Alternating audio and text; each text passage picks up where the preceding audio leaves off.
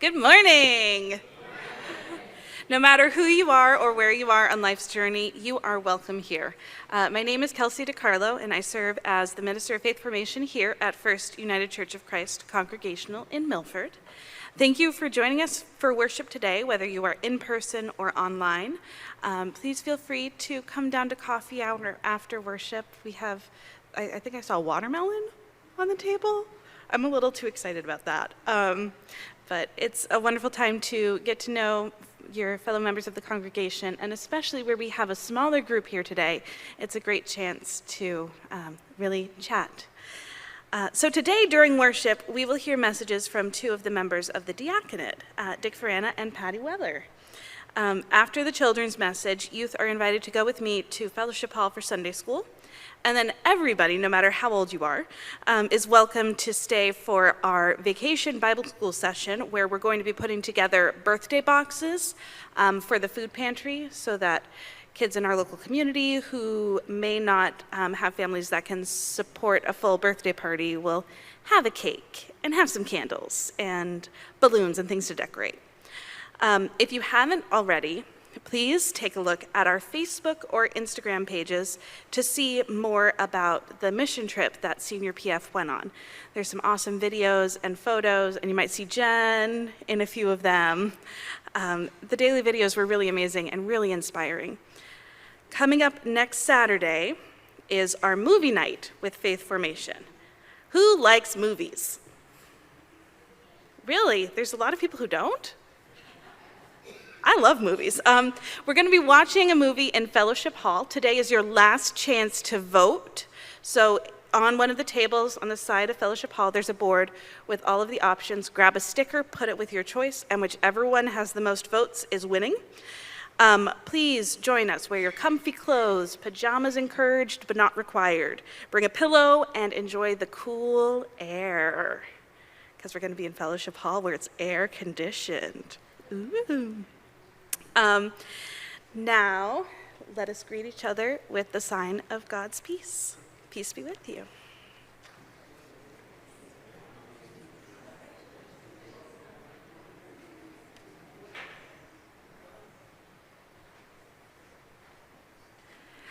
Would all who are able please rise for our call to worship?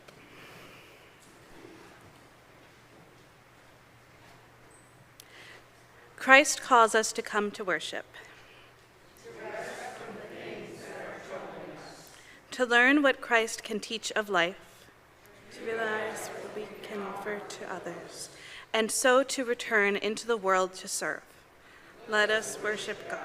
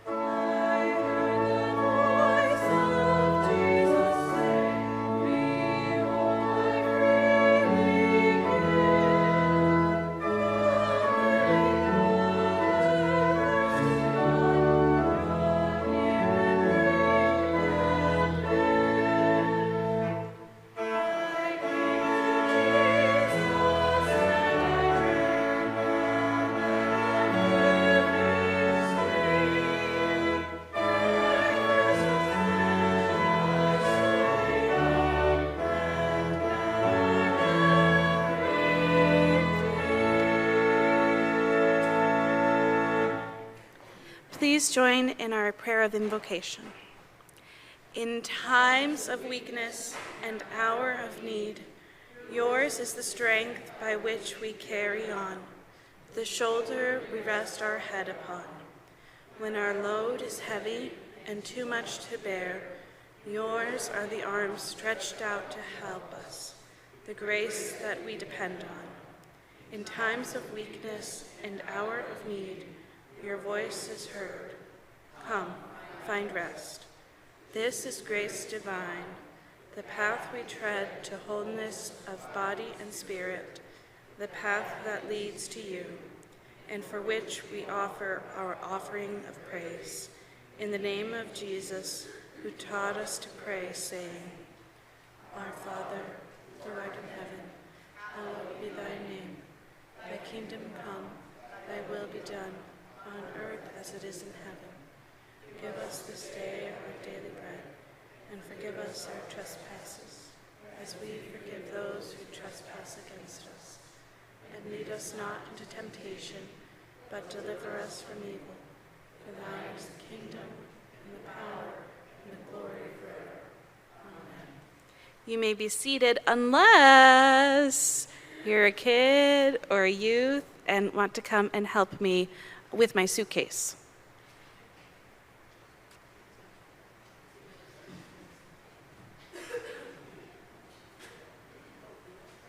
You heard me right. I said suitcase. Ugh. Do you like my suitcase? I'm a big fan of it. Ugh. Your favorite color? My favorite color too. If you all actually want to move a little bit forward, because I am truly going to need your help with this. So when I got dressed this morning, I picked out this dress because it makes me happy. And I liked how it looked with these shoes, and I thought it would be cool enough, even though today is a hot summer day. Why did you pick what you're wearing? Yeah? Because it was hot, yeah? You picked based on the weather and based on what you felt like wearing, right? Like, you're wearing high tops. Why do you wear high tops? Well, your sister is. Because they make you look taller? That's a good reason. And they're cool. They're super cool. So in this bag, I have things that you often wear. Caleb, would you mind unzipping this side here? Ugh, I can't quite reach. So what I'm going to ask that each of you do, go ahead and pull something out. We're going to pull them out one at a time. And I want you to tell me where you think you might wear them. So can you pull something out? What do you have? A firefighter hat? Do you want to just hold it up so people can see? Where would you wear that? Halloween. I like it. Go ahead and pull something out. You got two somethings there. You're welcome to take them both.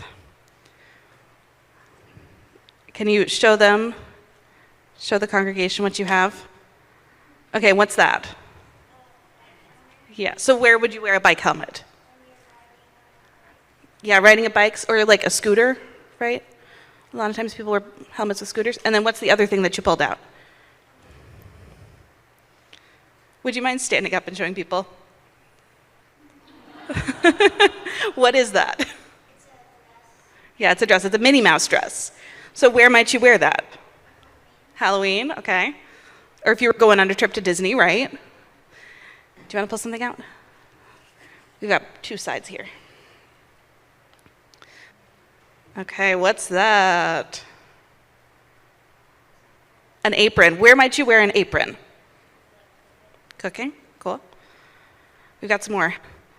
I've got sneakers. Where would you wear sneakers? Yeah. Jogging? Yeah. Yeah. What else is on this side? Somebody. Oh. A jacket, a winter coat. I picked things that would fit in the suitcase. It just so happens that what fits best in a suitcase is small things. Where would you wear this? In the winter? What about these? Yeah. Yeah, tap dancing. These are my tap shoes. And then we've got two more. Yeah. Yeah, when it's raining and you want to jump in puddles. I love jumping in puddles. And then what about this? Yeah, go for it. When the sun's in your eyes. Cool. Okay. So it would be pretty silly if I went for a bike ride and instead of wearing the helmet, I wore the firefighter's hat, right? Or I wore my tap shoes. And where else? Let's see. If you were going to the beach, you wouldn't want to wear this, right? You'd be too warm. So some adults have clothes that they wear for jobs. Can you think of any adults that have uniforms that they have to wear for a job? Yeah.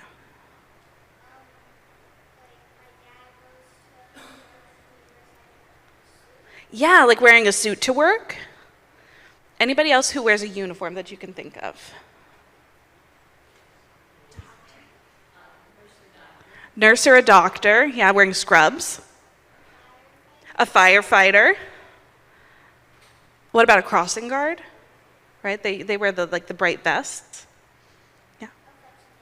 A veterinarian. There's a lot of people who have uniforms or like what they specifically wear for their job. I'm curious, adults, who has a uniform? It doesn't have to be like you're required to wear this, but like something that you always wear to work. Yeah, you got a handful? Amazing. Reverend Adam and Reverend Ashley also sort of wear a uniform. They often wear long black robes, right? You know the ones we're talking about? They kind of look like a bat. Like they look like a bird. And they also wear these. Do you know what these are called? Yeah. You wear them around your neck? A scarf? They're called stoles. And I think actually the word for stoles in Latin is stola, I believe. And the root for scarf is the same, because they're very similar. Pastors wear these when they're preaching as a symbol of Jesus' work. In the book of Matthew, which is one of the first 4 books of the New Testament, chapter 11, verse 30, Jesus said, "For my yoke is easy and my burden is light." So if we were to rephrase that, because I don't know anybody who would say, "Oh, my yoke is so heavy today." If we were to rephrase that, Jesus might be saying something like, "Serving God is easy and my job doesn't take a lot of energy." So stoles are a symbol of that yoke, meaning obeying and serving. What is in this picture? Yeah, 2 cattle. And this wooden piece between them, linking them together, that's called a yoke. So if people are talking about a yoke these days, that's usually what they're talking about. Yeah, sort of. This is more like if they're plowing. So they're preparing the field to plant. Because the plow will be hooked to the cattle, and they're yoked together, so they're connected so that they can pull as a team. So if you look up yoke online, this is what you'll find, this wooden piece. Yeah. Here, why don't you take a look? You see how they're connected? Yokes are about obeying and serving. So the cattle in this picture are obeying and serving the farmer. And the whole idea behind the stoles is that it's a symbol of that obedience and service. So these stoles are actually Adam's, and he left them so that we could take a look at them. So, Kayla, would you mind standing up and holding this one up? Because you kind of can't. I'll get you, Kayla, too. So if you take a look at this one, this is actually one that I made Adam. And what's on it? A tree. And then if you each want to hold up. I also made the Cubs one for Adam. I wonder why. So like, there's some that are like more serious, some that are kind of silly. And then the one that you have, Kayla, is one that Senior PF gave him when he was installed as the associate pastor of our church in 2002. And so he said, that one means a lot to me because I think of how much those youth have grown. Some of them are almost 40 by now. So yeah. So if you want to go ahead and fold those up so that we can return them to Adam. And then I'm going to get your help with our closing prayer. Thank you. So what we're going to do for our closing prayer, thank you so much, is as I say the item that we have, I want you to put it back in the suitcase, okay? So this is how our prayer is going to work. So, dear God, we serve you as we work and as we play. When we wear rain boots to splash in puddles, or winter clothes while playing in the snow, when we swim in the summer or ride our bikes, no matter what shoes we put on that day, whether one's for dancing, for running, we want to do your work. While we cook,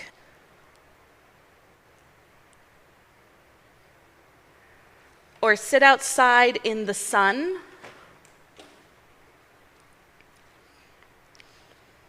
and while we play dress up as a fun cartoon mouse, or one of our community's helpers, serving you is easy, and we can do all through you. Amen. And when there are cows too. But, yeah.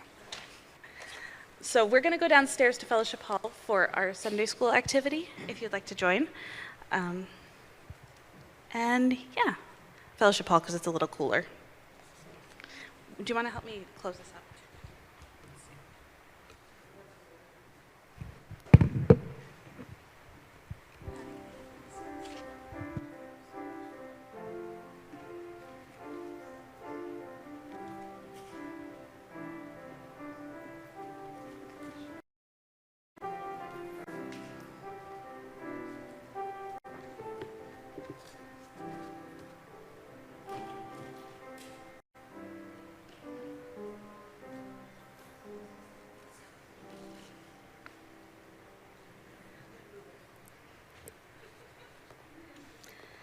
All good gifts come from you, dear Lord, and from these wishes we bring this offering.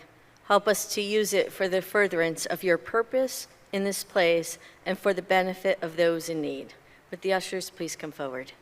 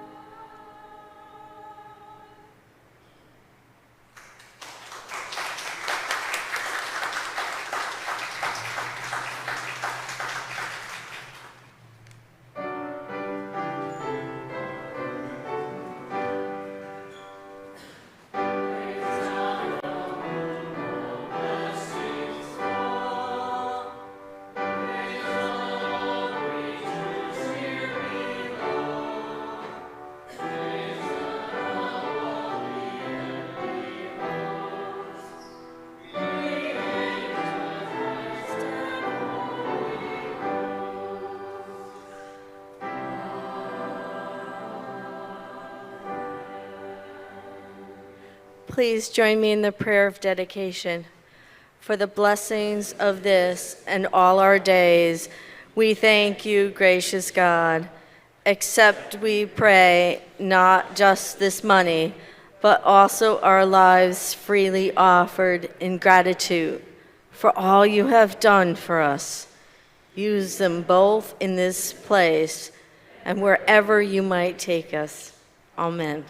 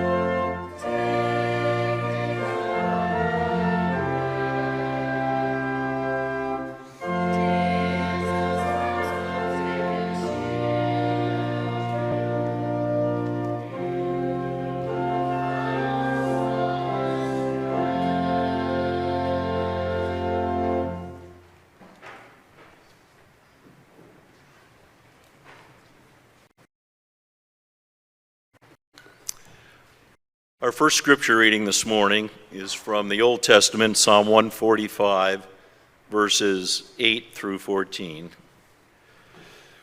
The Lord is gracious and merciful, slow to anger, and abounding in steadfast love.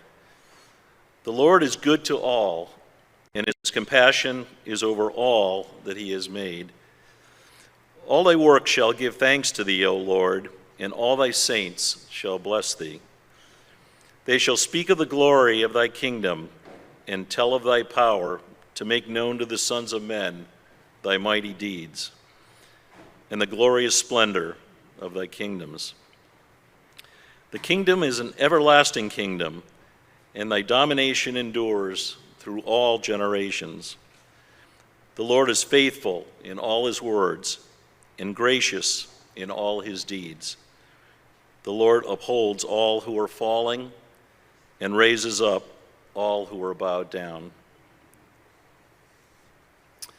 Our second reading is from the New Testament in the book of Matthew, chapter 11, verses 16 through 19 and 25 through 30. But to what shall I compare this generation? It is like children sitting in the marketplaces and calling to their playmates, 'We piped to you, and you did not dance. We wailed, and you did not mourn.' For John came neither eating nor drinking, and they say, 'He has a demon.' The Son of Man came eating and drinking, and they say, 'Behold, a glutton and a drunkard, a friend of tax collectors and sinners.' Yet wisdom is justified by his deeds." At that time, Jesus declared, "I thank thee, Father, Lord of heaven and earth, that thou hast hidden these things from the wise and understanding, and revealed them to babes.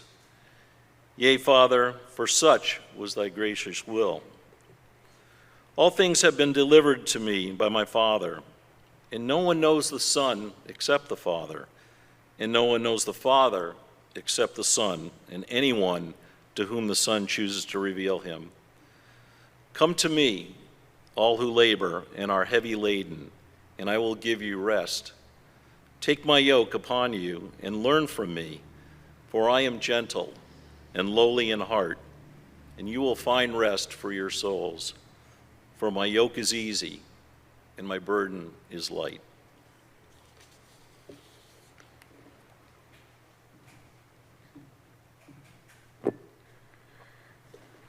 Let's join our hearts in a spirit of prayer.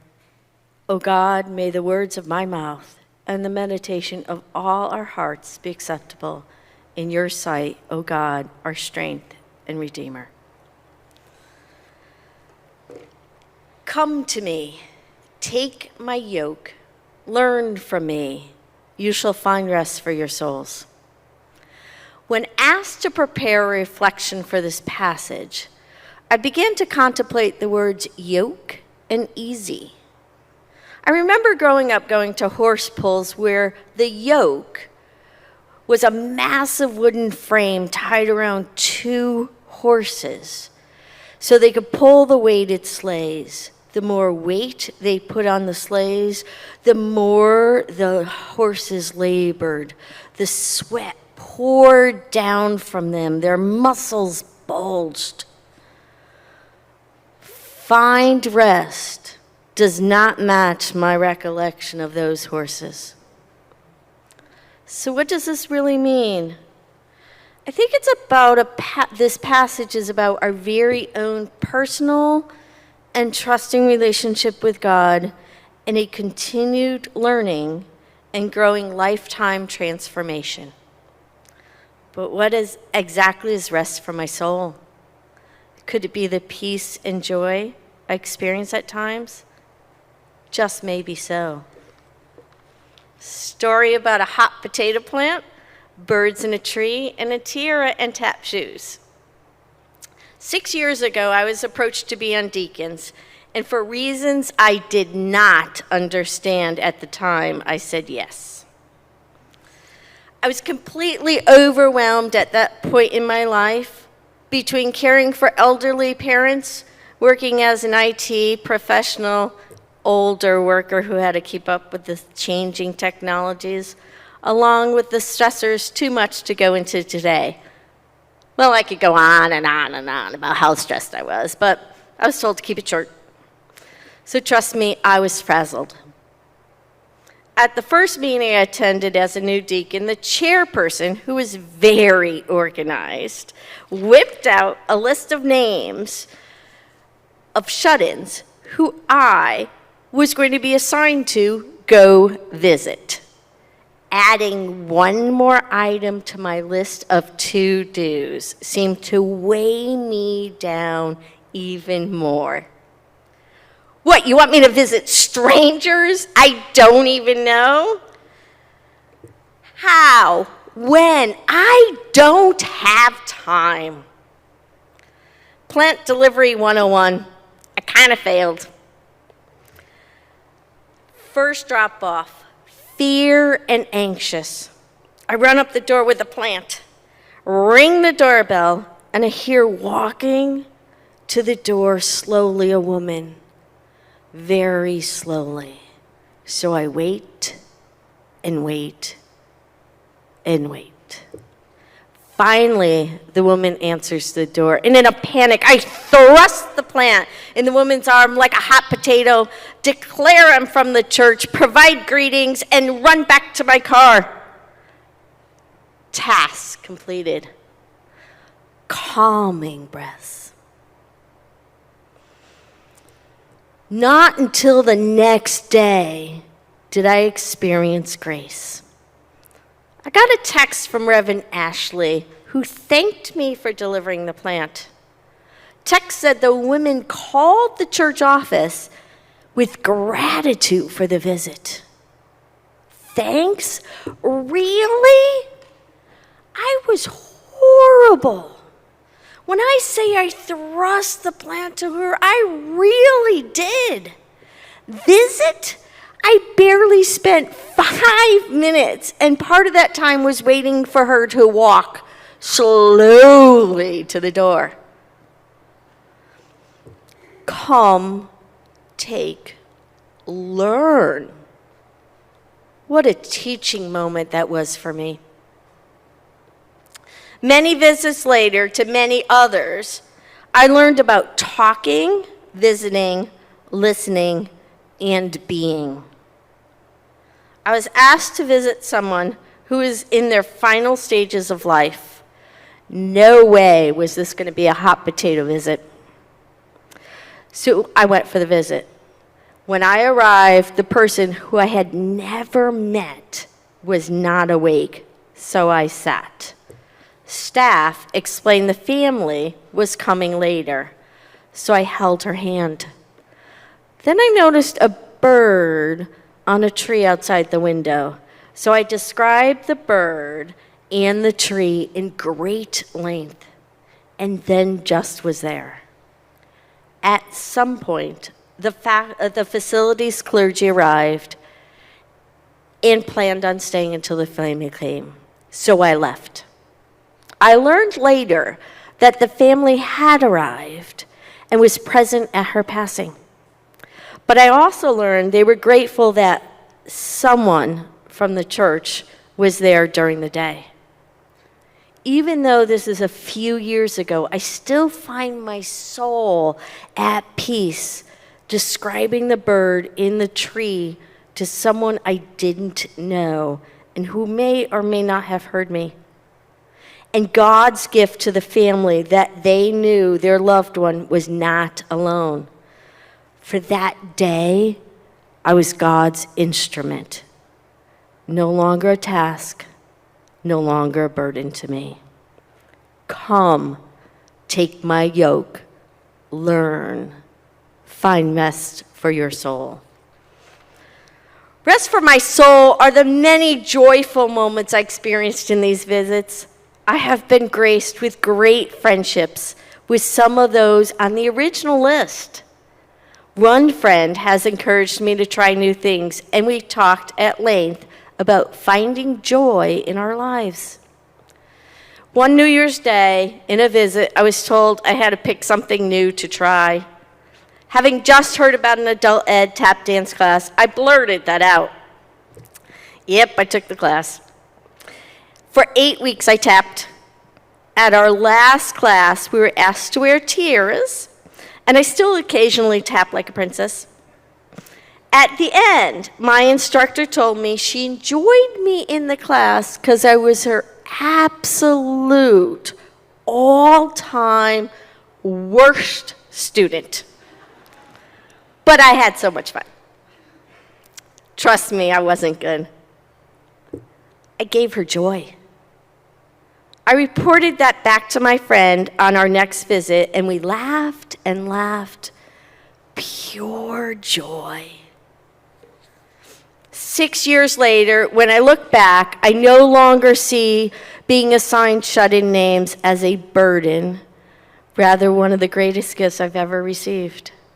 I came, but the yoke was light. I learned and continue to learn. My soul fills with peace and joy. It's a process, though, and I have so much more to learn. Come, my Lord says, come.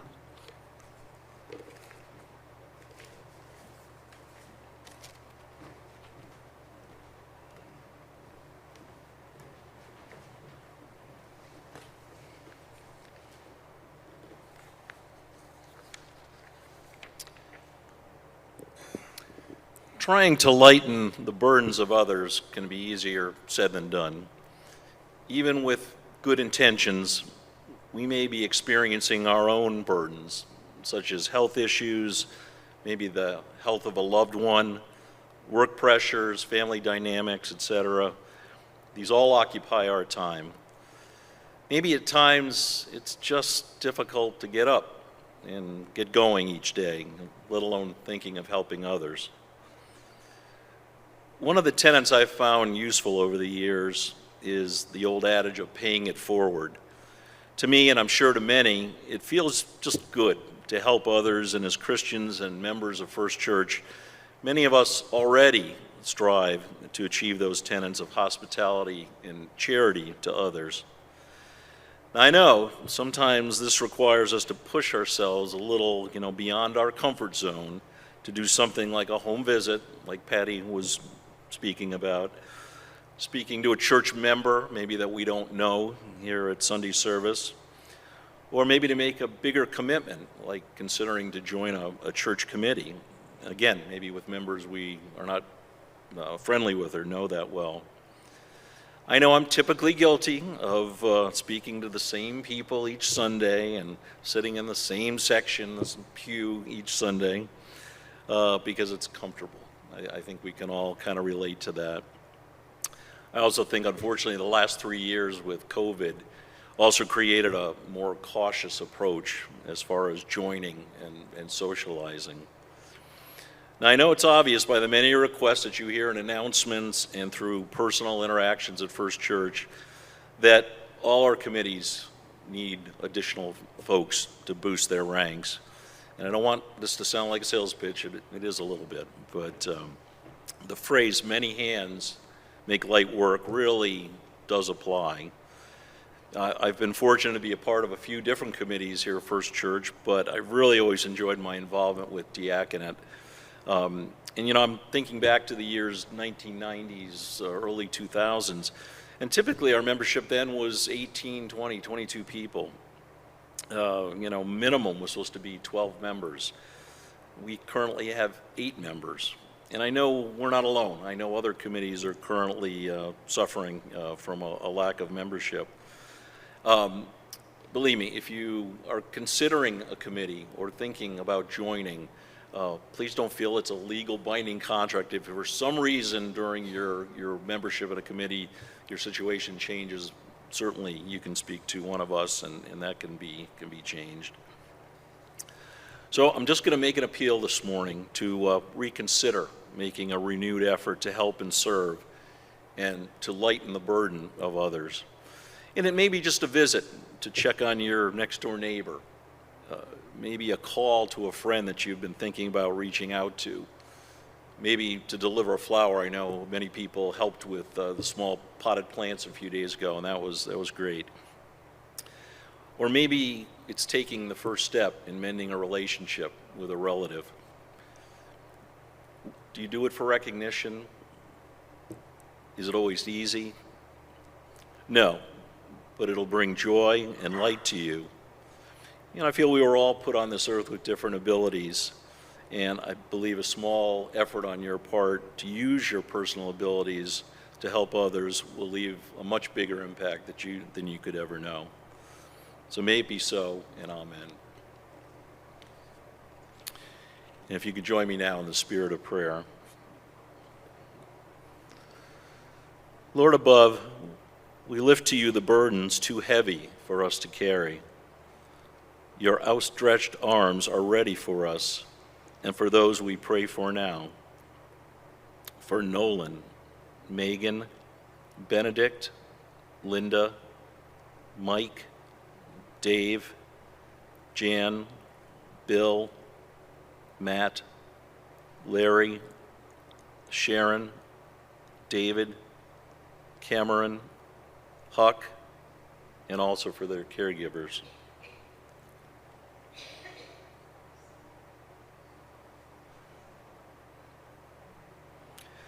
We pray for those who have lost loved ones this week, the families and friends of Karen Dumas.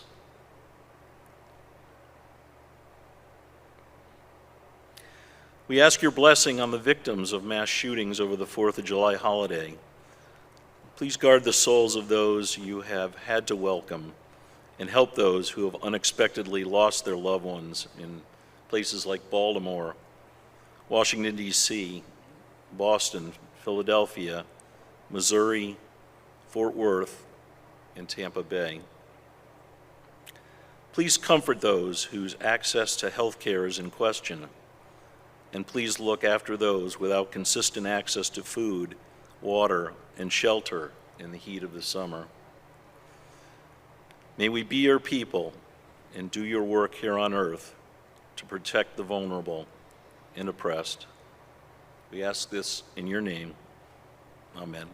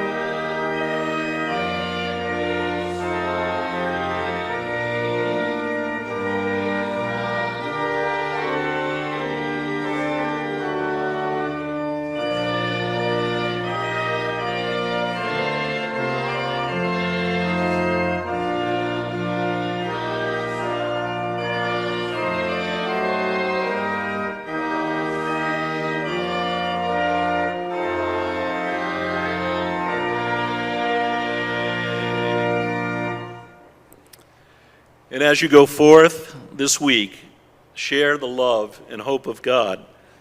May God's grace sustain and guide you. Amen.